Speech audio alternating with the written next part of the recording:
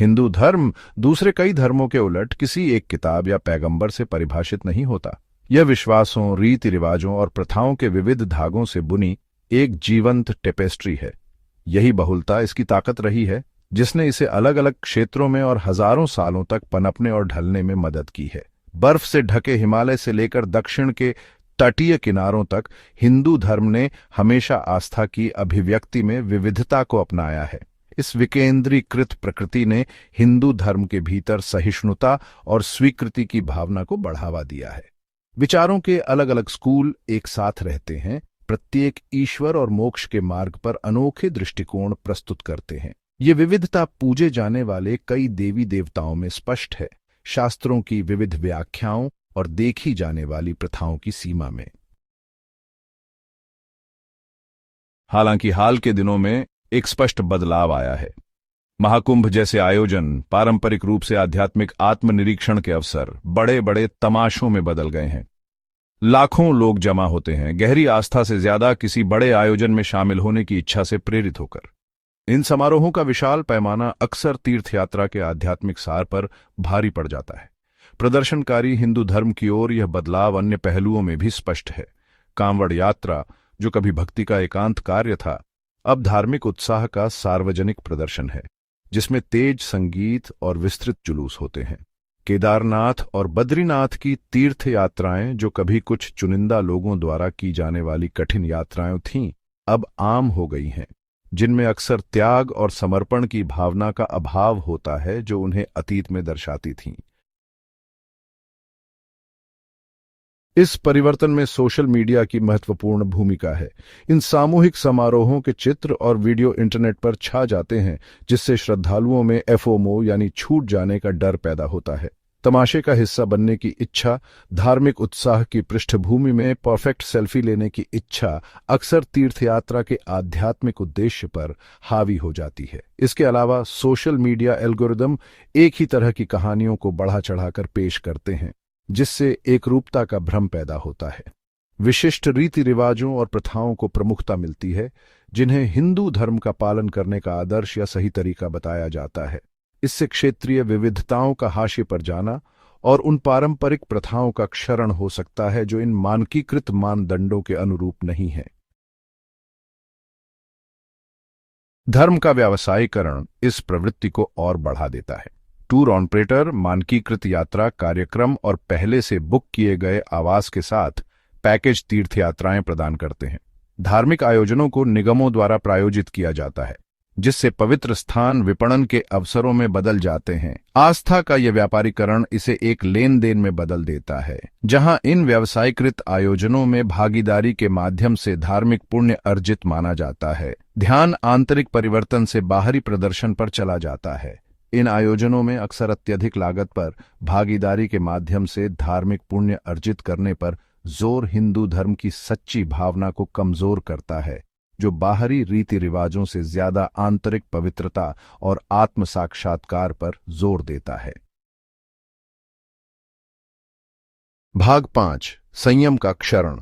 पारंपरिक हिंदू प्रथाओं में अक्सर संयम का एक तत्व और कुछ रीति रिवाजों से जुड़े निहित जोखिमों के बारे में जागरूकता शामिल होती थी।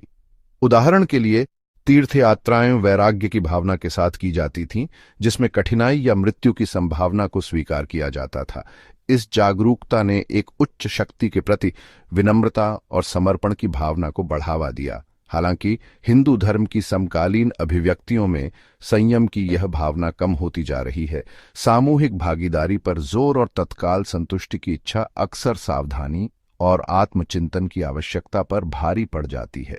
यह धार्मिक समारोहों के दौरान भगदड़ और दुर्घटनाओं की लगातार घटनाओं में देखा जा सकता है, जहां भीड़ का उत्साह व्यक्तिगत जिम्मेदारी की किसी भी भावना पर हावी हो जाता है।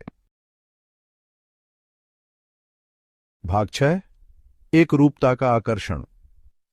हिंदू धर्म के अधिक संहिताबद्ध और मानकीकृत रूप की ओर बदलाव का श्रेय आंशिक रूप से व्यवस्था और अपनेपन की मानवीय इच्छा को दिया जा सकता है। अनिश्चितता और परिवर्तन से भरी दुनिया में एकरूपता और अनुरूपता का आकर्षण मजबूत हो सकता है। विश्वासों और प्रथाओं का एक मानकीकृत समूह सुरक्षा और अपनेपन की भावना प्रदान करता है, खासकर सामाजिक और राजनीतिक उथल पुथल के समय में। हालांकि एकरूपता का यह प्रयास विविधता और व्यक्तिगत अभिव्यक्ति की कीमत पर आ सकता है। हिंदू धर्म की सुंदरता विभिन्न प्रकार के विश्वासों और प्रथाओं को समायोजित करने की क्षमता में निहित है। एकता के नाम पर भी अनुरूपता को लागू करने से इस अंतर्निहित बहुलवाद के दबने और हिंदू धर्म के एकात्मक इकाई में सिमटने का जोखिम होता है। भाग 7, विकास या पुनर्निर्माण। सवाल उठता है, क्या ये बदलाव केवल हिंदू धर्म का स्वाभाविक विकास है, बदलते समय के अनुसार ढलना है, या वे धर्म के मूलभूत पुनर्गठन का प्रतिनिधित्व करते हैं, बहुलवाद और सहिष्णुता के इसके मूल मूल्यों से एक प्रस्थान? इसका उत्तर दोनों का एक जटिल परस्पर क्रिया होने की संभावना है। हिंदू धर्म हमेशा से एक गतिशील धर्म रहा है, सदियों से विकसित और अनुकूलित होता रहा है। हालांकि हाल के दिनों में देखे गए परिवर्तनों की गति और पैमाना, जो सोशल मीडिया, व्यावसायीकरण और अन्य बाहरी कारकों से प्रेरित हैं, इस विकास की दिशा के बारे में चिंताएं पैदा करते हैं। अनुकूलन और आत्मसात के बीच अंतर करना महत्वपूर्ण है, यह सुनिश्चित करने के लिए कि आधुनिकता या एकरूपता की खोज में हिंदू धर्म के मूल मूल्यों को न खोया जाए। भाग 8, अनुरूपता की कीमत। हिंदू धर्म के बहुलवादी सार को खोने के संभावित जोखिम कई गुना हैं। हिंदू धर्म जैसे विविध धर्म में एकरूपता लागू करने से कुछ समुदायों का हाशिए पर जाना और असहमति वाली आवाजों का दमन हो सकता है। यह असहिष्णुता का माहौल पैदा कर सकता है, जहां जो लोग प्रमुख विचारधारा के अनुरूप नहीं होते हैं उन्हें बहिष्कृत या सताया जाता है। इसके अलावा एकात्मक हिंदू धर्म आधुनिक दुनिया की जटिलताओं से निपटने के लिए बुरी तरह से सुसज्जित है। हिंदू धर्म की ताकत इसकी अनुकूलनशीलता और विविध दृष्टिकोणों को समायोजित करने की क्षमता में निहित है।